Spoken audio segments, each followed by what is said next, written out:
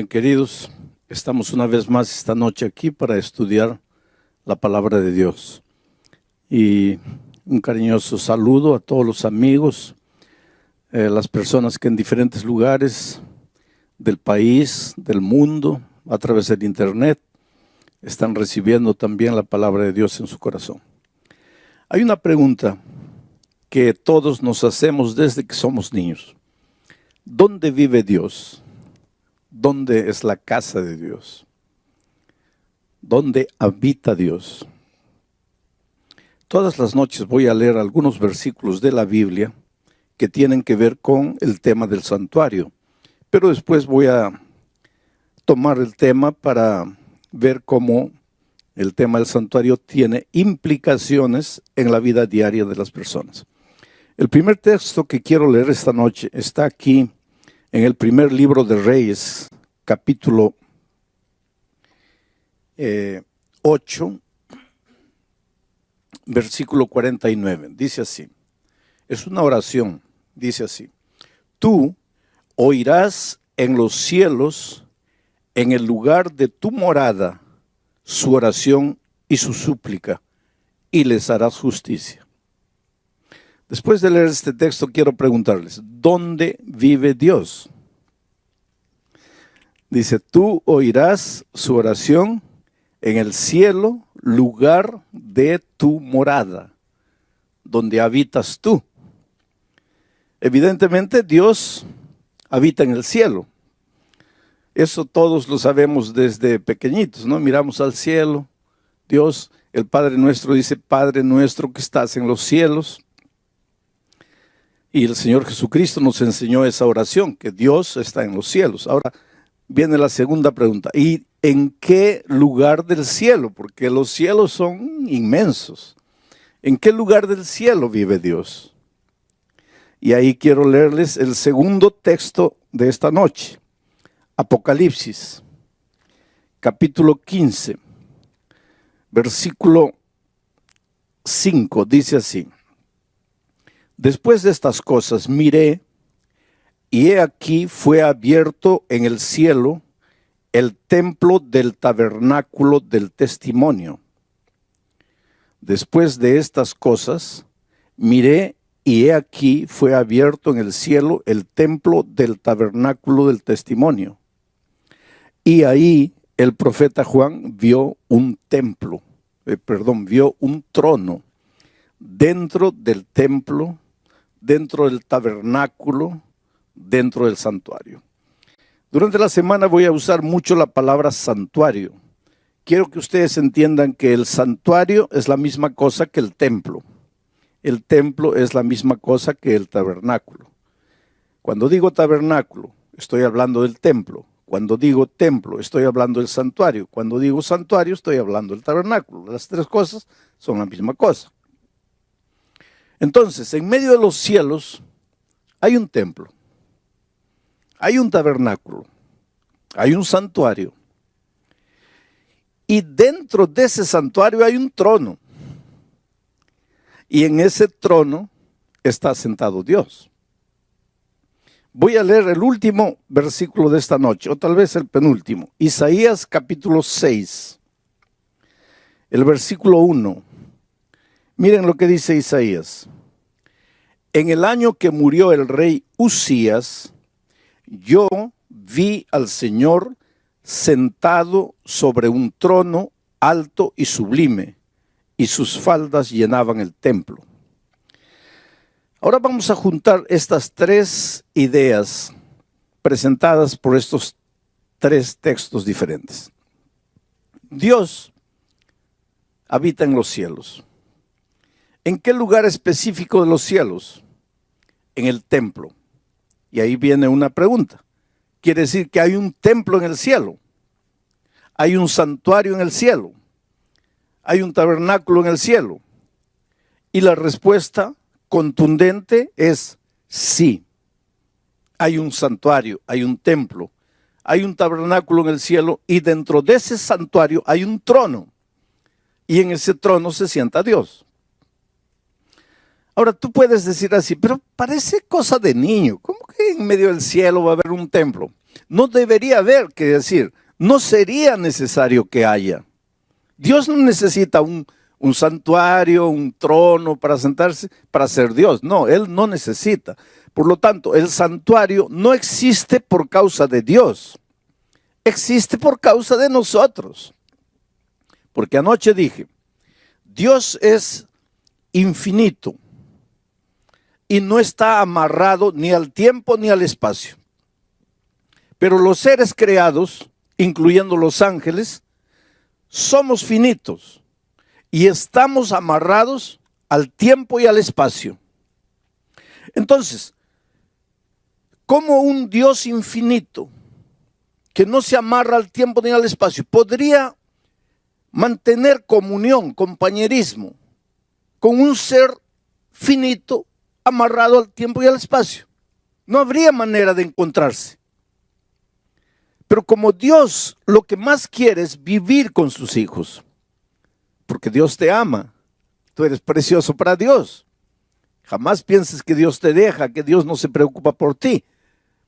Entonces, como Dios te ama y quiere mantener comunión contigo, compañerismo contigo, quiere caminar contigo, andar contigo, entonces Él busca en el infinito universo un punto en que el Dios infinito, que no está amarrado al tiempo ni al espacio, se junte con el ser finito amarrado al tiempo y al espacio. Ese punto de convergencia es el santuario celestial, el santuario allá en el cielo. Y ahora, Juan, al escribir el Apocalipsis, dice que dentro de ese santuario hay un trono. Y Isaías dice, y yo vi a Dios sentado en su trono en el año que murió el rey Usías. Esto es interesante. ¿Sabes por qué? Usías fue un rey que murió con lepra, leproso. Y en aquellos tiempos la lepra era una cosa vergonzosa, una cosa terrible, sinónimo de pecado. El rey Usías murió leproso por su rebeldía, por su atrevimiento, por su pecado contra Dios. Murió leproso. Ahora imagínense toda la nación de Israel, sabiendo que las naciones vecinas sabían que Israel relacionaba la lepra con pecado. ¿Cómo se sentían todos los habitantes de Israel sabiendo que su rey había muerto leproso? Estaban avergonzados. Y no solo eso, sino que estaban sin rey, porque acababa de morir el rey. Y cuando el líder desaparece, pues todos tiemblan. ¿Y ahora qué hacemos? ¿Cómo resolvemos nuestros problemas?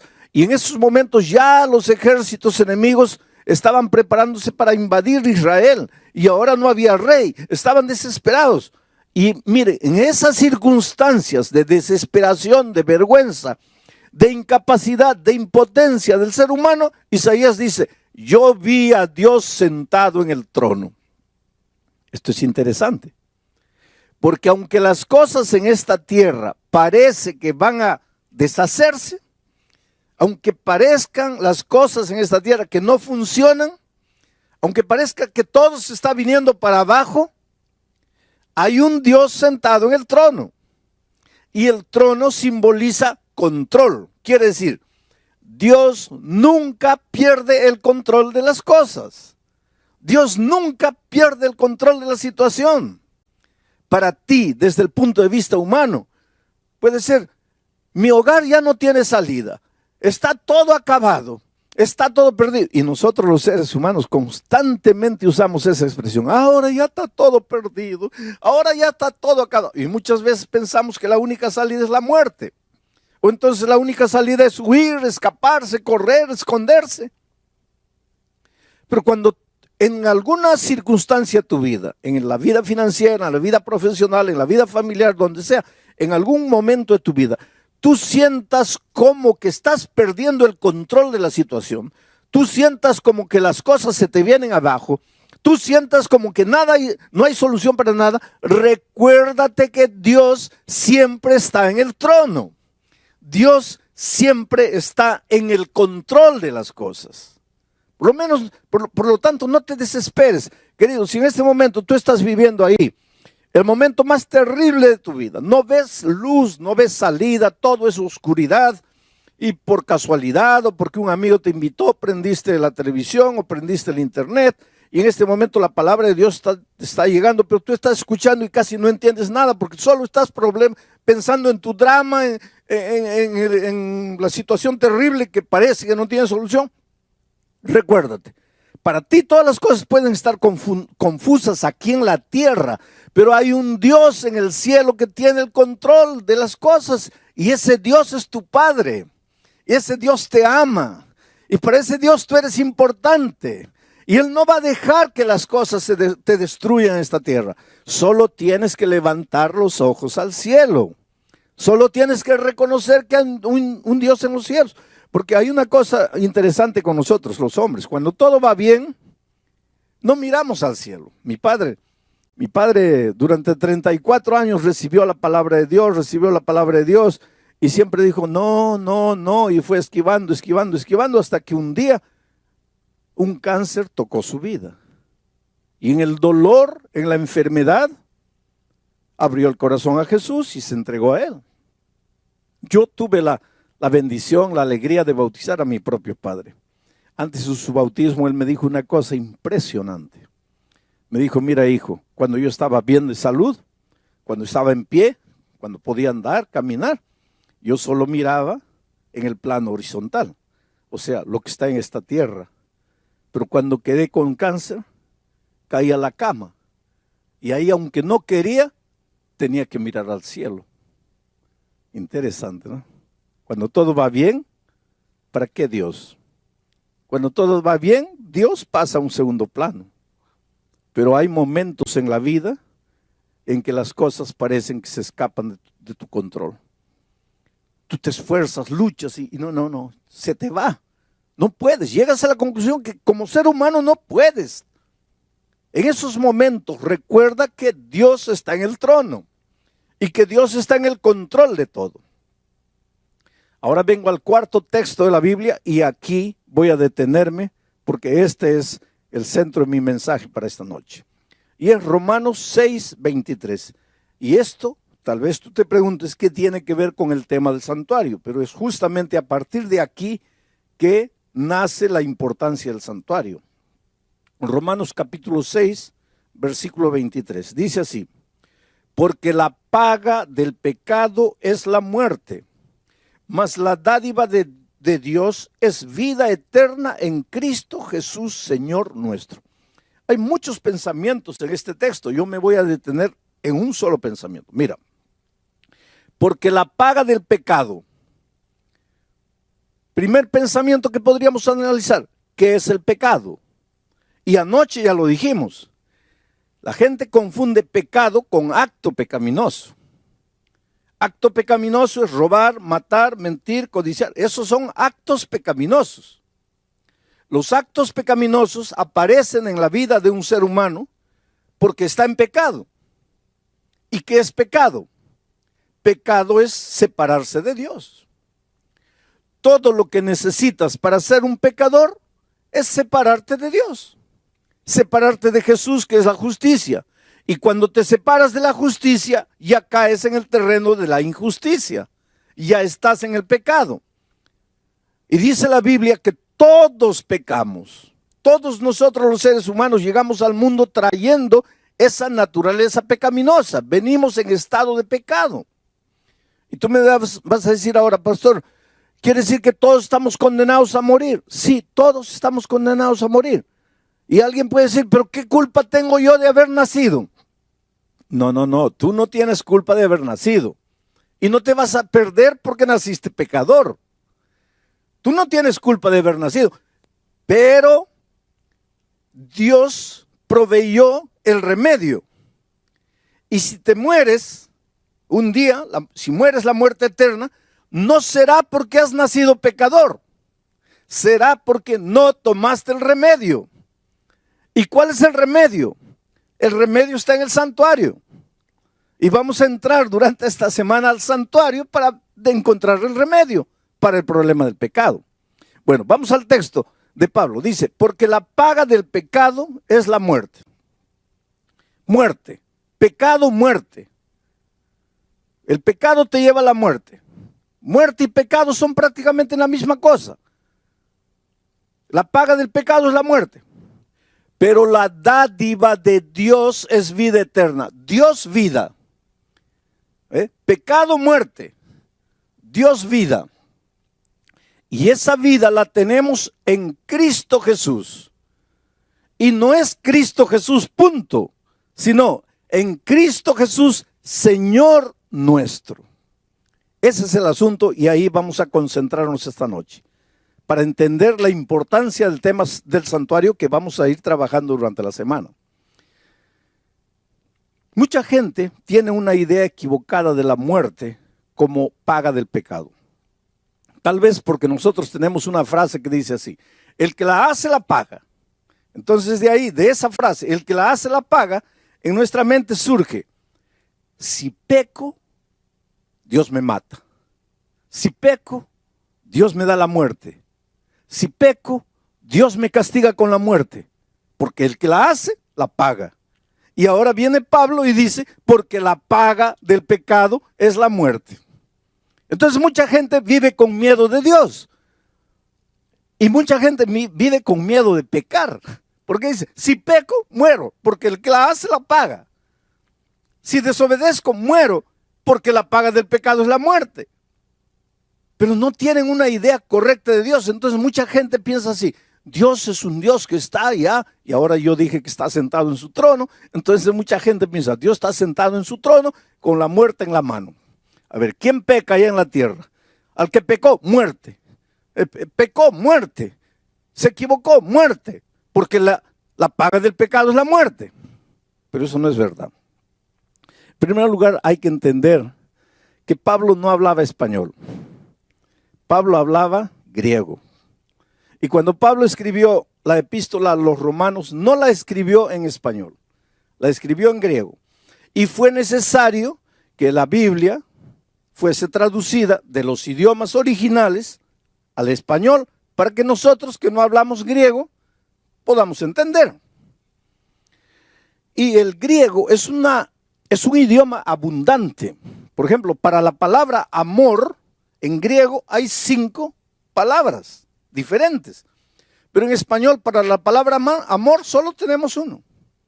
Por eso nosotros, el ser humano, ama a la esposa, ama la comida, ama al gato, ama al loro, ama todo, porque solo tenemos la palabra amor. Pero en griego no, en griego para amor a Dios es una palabra, amor a la esposa es otra palabra, amor al hijo es otra palabra, amor entre hermanos es otra palabra, porque el griego es un idioma abundante. Entonces, mira, esta palabra, porque la paga del pecado es la muerte, podría ser traducida como: porque el resultado del pecado es la muerte. O como: porque la consecuencia del pecado es la muerte. A mí me gusta la traducción que presenta este texto así: porque el resultado del pecado es la muerte. El resultado del pecado es la muerte. Porque si tú piensas así, porque la paga del pecado es la muerte, ¿qué vas a pensar? Que la muerte es un castigo divino. Pero si tú ves el texto como el resultado del pecado, la muerte, no tiene nada que ver Dios con la muerte. Y ahora quiero que entiendas una cosa. Mira, Dios es vida.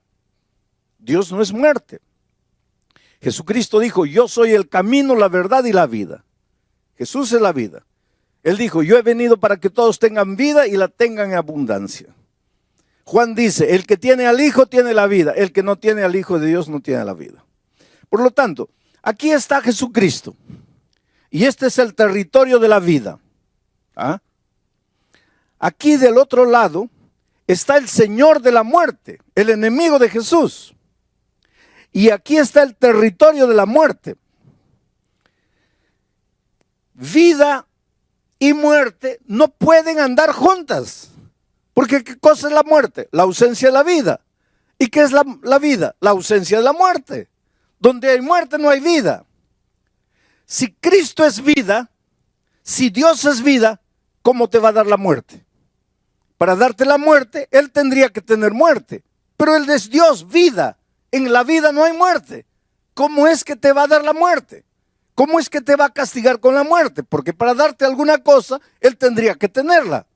Pero Él es vida, Él no tiene muerte. Entonces, ¿qué es lo que está diciendo Pablo cuando dice, porque la consecuencia del pecado es la muerte? Porque el resultado del pecado es la muerte. Lo que Él está diciendo es lo siguiente, que si tú estás en Cristo, estás en la vida, estás vivo, porque estás en el territorio de la vida, porque Cristo es vida. Pero si Jesús es la vida y yo me separo de Jesús, ¿de quién me estoy separando? De la vida. Y al separarme de la vida estoy entrando al territorio de la muerte. Este es territorio de muerte. Mira, no muero, cuidado, no muero. Yo siempre digo, ojalá muriera. Porque si muriera, pues ya se acabó el dolor, se acabó el sufrimiento, se acabó la tristeza, se acabó la miseria, se acabó todo, porque el que muere ya no sabe nada. Los muertos no saben nada, dice Eclesiastés. Pero el asunto es que cuando me separo de Jesucristo, entro al territorio de la muerte, pero no muero, sigo respirando, sigo viviendo, sigo comiendo, sigo trabajando, sigo vendiendo, sigo entrando, sigo saliendo. Solo que la vida ya no es más vida. Porque para tener vida, solo en Cristo, porque Él es la vida. Me separo de Jesucristo, ya entro al territorio de la muerte. No dejo de respirar todavía. Aquí está el Señor de la muerte. Un día voy a recibir la muerte eterna, pero es un camino largo. Desde que me separo de Jesucristo hasta la muerte eterna, es un camino largo que la Biblia le llama camino de condenación. Camino de condenación. En este camino voy muriendo lentamente. En este camino suceden dos cosas. Mira, la primera, el diablo te puede quitar todo. Te quita el matrimonio, tu matrimonio se deshace. Te quita los hijos, los mete en las drogas, en los vicios, en la promiscuidad. Te quita la vida financiera, te hunde en las deudas. Y al hundirte en las deudas no sabes qué hacer de dinero, te metes a robar. Por lo tanto te quitan los valores, te quitan los principios. Vas muriendo. Este morir no es instantáneo. Es un morir, muriendo todos los días, vas muriendo, hasta que llega un momento que dices, Dios mío, ¿para qué estoy en esta tierra? ¿Para qué vine al mundo? ¿Para qué estoy aquí? Mejor me muriera. Pues que estás en el territorio de la muerte. Esa es una de las cosas que te puede suceder en el territorio de la muerte. La otra cosa es que el diablo te puede dar todo. Te da dinero, te da poder, te da fama, te da una mansión, te da un auto nuevo, te da todo. Pero no te da paz, porque el diablo para darte paz tendría que tener paz y él no tiene paz. Entonces no te puede dar paz. Entonces el dinero, la fama, el poder, la gloria no te sirven de nada porque no tienes paz. En la noche llegas, te acuestas, te revuelcas en la cama de un lado para otro, cuentas carneritos para dormir, y no duermes. Y entonces, ¿qué pasa? Una pastilla para dormir. El mes siguiente, 2 pastillas. El otro mes, 3 pastillas. Llega un momento que estás enviciado en pastillas y no duermes. Hay gente que me dice, pastor, yo no sé qué me pasa. Yo no he hecho nada de malo. Yo no he ofendido a nadie. Yo no le debo a nadie, pero no tengo paz. Vives angustiado, vives vacío, vives desesperado. Esa no es vida, querido. Esa no es vida. Dios te ama, Dios quiere que seas feliz, Dios quiere lo mejor de lo mejor para ti. Pero hay una cosa, Él no puede hacer nada contra tu voluntad, Él respeta mucho tu voluntad. Bueno, estás en el territorio de la muerte. ¿Hay solución para ti? ¿Hay salida para ti? Claro que sí. ¿Y cuál sería la salida? La salida lógica. Tú estás aquí sufriendo en el territorio de la muerte. No quieres más esta vida miserable. ¿Cuál sería la solución lógica? Dar media vuelta y volver a la vida. Y en Jesucristo tendrías la vida y tus problemas estarían resueltos. Pero ahí viene la clave. Cuando estás viniendo hacia Jesucristo, cuando estás regresando hacia la vida, porque querido, Dios te ama mucho. Y desde que tú te vas de él y te vas al territorio de la muerte, ¿tú crees que Dios se queda feliz? No. Él te llama, te llama, te llama, te llama. Por eso dije anoche que la historia del mundo es el hombre corriendo, corriendo, corriendo, y Dios atrás de él, atrás de él, atrás de él. El hombre escondiéndose, escondiéndose, escondiéndose, y Dios atrás buscándolo, buscándolo. Dios llama. Desde el Génesis hasta el Apocalipsis, la Biblia es un libro de llamado. En el jardín del Edén, Dios llega. Adán, ¿dónde estás? Y desde ese día, Pedro, María, Juana, Rosa, ¿dónde estás? Elisa, ¿dónde estás? El diablo te llama, o el Señor Jesucristo te llama con amor, te suplica. El Señor siempre está buscando. Dice Jesús en el Antiguo Testamento, no quiero la muerte del impío, sino que regrese y vuelva. Dice, volved, volved, ¿por qué moriréis, oh casa de Israel? Dios te ve ahí, en el territorio de la muerte, sufriendo con la vida destruida, no puedes dormir. ¿Tú crees que Dios está feliz? No, Él te ama, Él quiere traerte de vuelta, solo que no puede traerte por la fuerza. Tú tienes que querer. Pero muy bien, un día te cansas de sufrir y decides regresar al Señor Jesucristo. Solo que cuando estás volviendo, el diablo es muy astuto. Y te digo una cosa, mira. Hay mucha gente que tiene una idea equivocada del diablo. La primera cosa que te voy a decir, el diablo no es ateo. El diablo no es ateo, el diablo cree en Dios. Santiago dice que los demonios también creen y tiemblan. Por lo tanto, tú cuando lidias con el diablo, no pienses que estás lidiando con un ateo, porque el diablo no es ateo, el diablo cree en Dios. Segunda cosa, el diablo conoce muy bien la Biblia, cuidado. Cuidado, el diablo conoce muy bien la Biblia. Cuando Jesucristo estaba en el desierto, el diablo fue con la Biblia en la mano. Solo que el diablo no respeta la palabra de Dios. La usa, agarra un versículo de aquí, agarra otro versículo de aquí, le hace decir a la Biblia lo que la Biblia no dice. Entonces, cuidado, no todo el que tiene la Biblia en la mano está viniendo en nombre de Dios. Porque el diablo vino con la Biblia en la mano, pero no estaba viniendo en nombre de Dios. El diablo es bíblico, conoce la Biblia. Y como conoce la Biblia, cuando tú estás regresando al Señor Jesucristo, el diablo le dice a Jesús, prácticamente, voy a tratar de decirlo así para que ustedes entiendan. Hey, Señor Jesucristo, ¿lo vas a recibir a este miserable pecador? ¿Lo vas a recibir de vuelta? Y Jesús dice, sí, claro. ¿Y por qué lo vas a recibir? Porque yo lo amo. Pero este no ha pecado, sí, ha pecado. ¿Se ha ido de ti?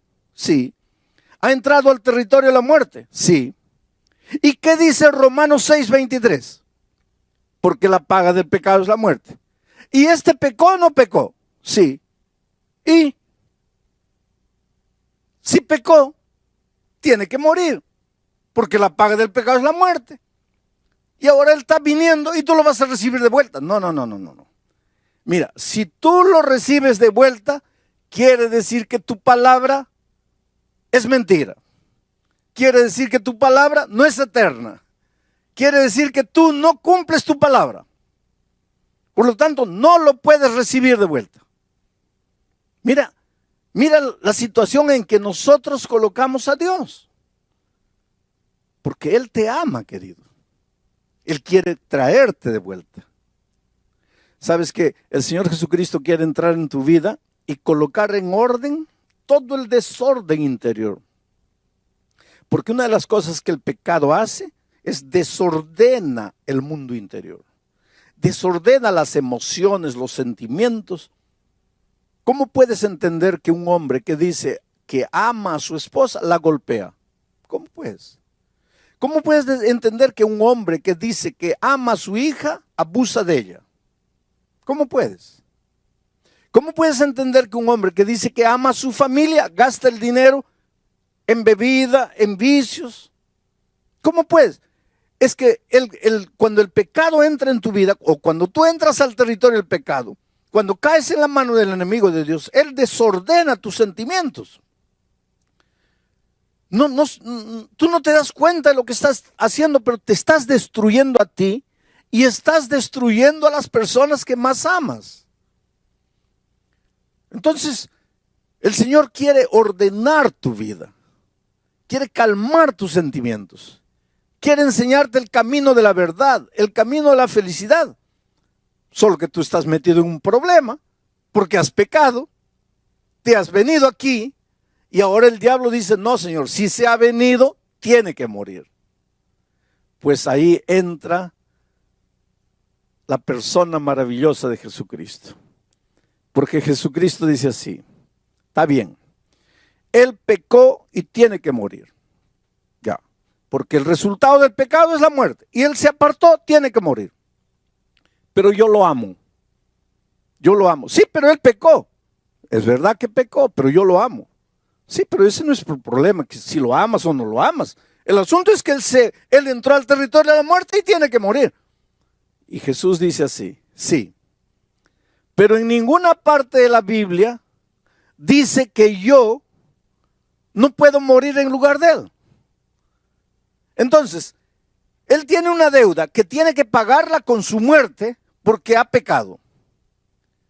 Pero yo voy a ir a la tierra y voy a morir y con mi muerte voy a pagar su pecado. Y es eso lo que hizo el Señor Jesucristo. Vino a este mundo para morir por nosotros. Y hoy día, gracias a la muerte de Cristo, nosotros podemos recibir la vida eterna. Solo que este asunto de Cristo vino, murió por mí, es difícil de entender al ser humano. Y para que el ser humano entienda qué es lo que hizo Dios, mandó a los israelitas construir el santuario. Porque en el santuario el Señor fue explicándoles cómo es que se puede solucionar el problema del pecado. Cómo es que aunque el hombre murió, alguien puede morir en su lugar. Y el tema de mañana es impresionante. Porque ya comenzamos ahora a analizar el plan de salvación dentro del tema del santuario. Querido, el Espíritu de Dios sigue moviéndose hoy y llamando a las personas. Ahí donde estás, puedes creer que el Espíritu Santo está trabajando en tu corazón. Tú corres, corres, corres, el Espíritu te sigue y te sigue. Mira, hay un joven llamado Patricio. Trabaja para una empresa de aviación grande aquí en América Latina. Ese muchacho nació y creció amando mucho al Señor Jesucristo, amando mucho a la Virgen María, amando mucho a sus padres, amando mucho la fe de sus padres, de sus abuelos, de sus bisabuelos. Pero un día se confrontó con la palabra de Dios. Y sabes, la vida del cristiano es crecimiento y es aprendizaje. Yo siempre digo, mira, si estás vivo, tienes que aprender. Los muertos no aprenden. Cuando yo encuentro una persona que no quiere aprender, yo pienso, esa persona está muerta y no se da cuenta que está muerta. Inclusive Juan, hablando en nombre del Señor Jesucristo a la iglesia, a las iglesias del Apocalipsis, les dice, tienes nombre de que vives, pero estás muerto. Una persona que no quiere aprender, una persona que se resiste a aprender, está muerta. Porque los vivos aprendemos. Ahora, no es fácil aprender. ¿Sabes por qué? Porque ¿qué cosa es aprender? Aprender es salir de lo que conoces y entrar al terreno que no conoces. Aprender es salir de la playa y nadar en aguas profundas. Y esto es doloroso, porque el ser humano inconscientemente tiene miedo de lo desconocido. Por eso es que hay mucha gente que no quiere aprender. Pero Patricio descubrió la palabra de Dios. Y en la palabra de Dios hay cosas que a veces tú nunca has descubierto. Y a medida que él comenzó a descubrir las verdades, comenzó a sufrir en su corazón con las verdades, porque no es fácil aprender y crecer. Él conoció a una persona a través del internet. Y esta chica, cuyo nombre no sé si tengo escrito aquí, no lo tengo. ¿Cómo te llamas? ¿Ah? Jessica. Jessica conoció a Patricio a través del internet, hace unos 4 años atrás, y comenzó a evangelizarlo a través del internet. ¿Qué quiere decir evangelizar? A hacerle conocer el evangelio a través del internet. Llegaron sermones míos grabados a las manos de Patricio. El Espíritu de Dios usó esos sermones para tocar el corazón de él. Mas los estudios que por internet Jessica le daba, llegó un momento en que él sufría. Ayer Patricio estaba en Santiago de Chile, escuchando el mensaje a través del internet. Después del mensaje, él asistió a las preguntas y respuestas de entrevistas que me hacen después del mensaje. Y en una de esas respuestas, o en una de esas preguntas me preguntaron, ¿cuál es el lugar de los sentimientos en la vida cristiana? Porque Patricio estaba sufriendo. Él decía, mi cabeza ya entendió el mensaje, pero es que mi corazón todavía no siente. Mi cabeza ya comprendió todo. Yo racionalmente sé que este es el camino que Dios quiere para mí, que yo debería bautizarme y nacer de nuevo, pero mi corazón no siente. Y anoche yo en la respuesta dije, mire, no le hagas mucho caso a tus sentimientos, porque después de la entrada del pecado al mundo, los sentimientos son a veces engañadores. Y esa fue la respuesta que Patricio necesitaba en su vida. ¿Sabes que Patricio tomó esta mañana el avión de Santiago de Chile y se vino para aquí a Lima? Y acaba de llegar. Y Patricio en este momento entra al tanque del bautismo para sellar su pacto de amor con Cristo. Para decirle, Señor Jesucristo, yo acepto tu amor, yo acepto lo que hiciste por mí en la cruz del Calvario. Yo me entrego aquí, a ti. Y ahí está Patricio. En este momento, Patricio, quiero que me mires así. Tu vida ha sido una vida de búsqueda. Eres un hombre sincero, eres un hombre honesto.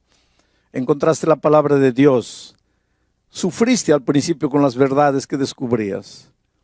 Pero tu honestidad, tu sinceridad te llevó a aceptar el mensaje. Hasta anoche habías aceptado todo racionalmente, pero tú dices, mi corazón no sentía. Sin embargo, Dios usó el programa de anoche para llegar a tu corazón y mostrarte que las decisiones no se toman necesariamente llevado por las emociones, sino por las convicciones que el Espíritu coloca en la mente de la persona.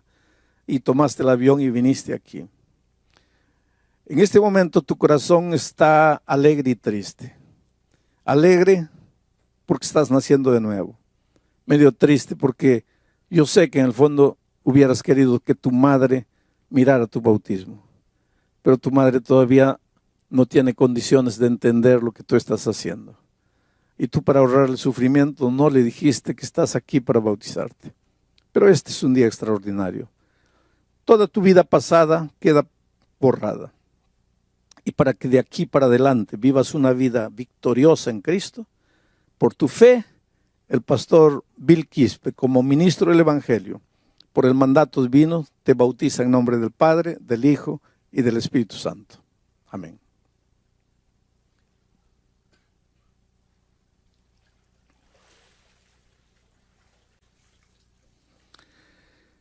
¿No es maravilloso, querido?